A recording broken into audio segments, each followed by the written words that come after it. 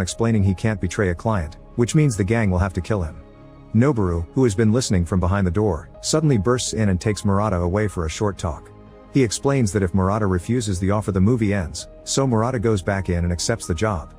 After Murata and Noboru return to the hotel, Teshio calls Jun, the leader of their rival gang, to tell him he's hired Della for his team. Jun's confused because Della is right there having dinner with him, and they come to the conclusion someone is impersonating him.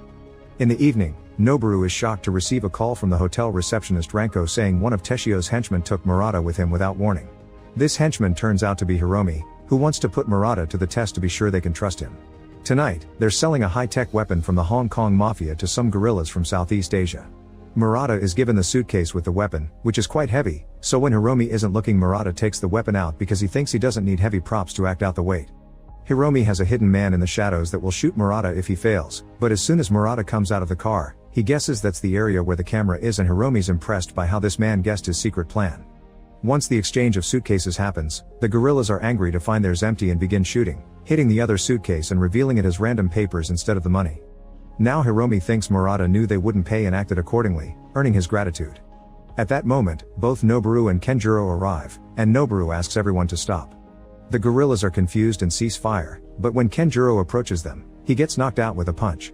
To avoid trouble, Kenjiro isn't taken to a hospital. He's instead taken to the hotel where he's checked on by Shimizu, one of the guests that happens to be a doctor.